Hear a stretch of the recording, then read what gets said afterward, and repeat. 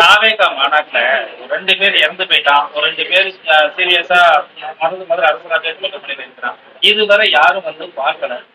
இதுவரை யாருமே கட்சியிலேருந்து யாருமே வந்து கண்டிப்பா பார்க்கல. இல்ல மரணம் வந்து ஒரு கட்சி மரணம் அப்படின்னு நம்ம பார்க்க முடியாது. ஒரு மனித மரணம் தான். நியாயமா எல்லாருமே பார்க்கணும். நானும் தான் போய் பார்க்கணும். அதான் பேசிட்டு கூடாது. துயரம் அது எங்க நடந்தா அது யாரு? நீங்க பைபிள் என்ன சொல்லுது? நீ நற்காரியத்துக்கு விருந்துக்கு நீ போகலைனாலும் உன்னுடைய துக்கத்துக்கு நீ போகணும். ஏன்னா அது மாதிரி துக்கம் உனக்கும் வரும், அதை நீ கடந்து போகணுங்கிறது அது உனக்கு கற்பிக்குங்கிறது. அது மாதிரி நற்காரியத்துக்கு நீங்க பொறியில இருக்கு, துக்காரியத்துக்கு துயரத்துக்கு நீங்க போய் பங்கேற்கணும். அதுதான் மனித மரணம். நீங்க மகிழ்ச்சியா இருக்கும்போது நான் தேவைப்படாம இருக்கலாம், ஆனா நீங்க துயரத்தில் இருக்கும்போது ஒரு தோல்ல கை வைக்கிறதுக்கு ஒருத்தன் வேணும். அதனால அது கட்சி அது போய் பார்க்கலன்னு நம்ம குற்றப்படுத்தணும். நானும் தான் பார்க்கல, எம்எல்ஏன்னு தவறு இருக்கு, போகணும். ஒரே ஓட்டமா இருக்கு, போகணும். தாவேகா மாநாட்டுல 5 லட்சம் பேர் கூடனா 10 லட்சம் பேர் கூடுனாங்க. இதனால நாம் தமிழர் கட்சிக்கு வாக்கு வங்கி பாதிக்கப்படுது. பாதிக்க எனக்கு ஒரு ஓட்டு கூட இல்ல.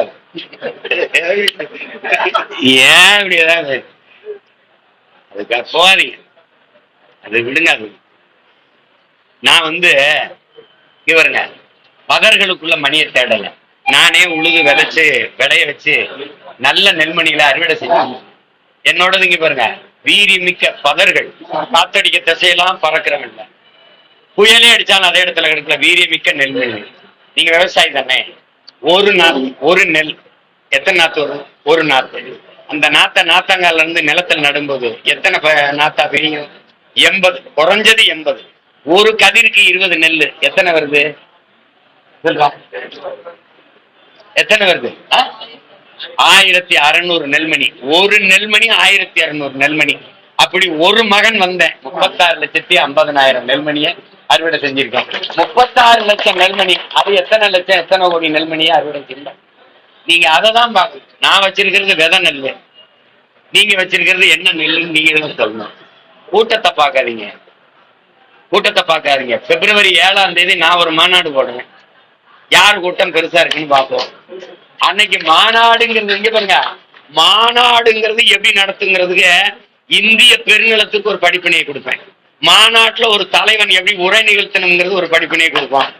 மாநாடுனா என்னன்னு சொல்லுவான். புரியுதா உங்களுக்கு? அது கொஞ்ச நாள் தான் இருக்கு. பிப்ரவரி திருச்சியில.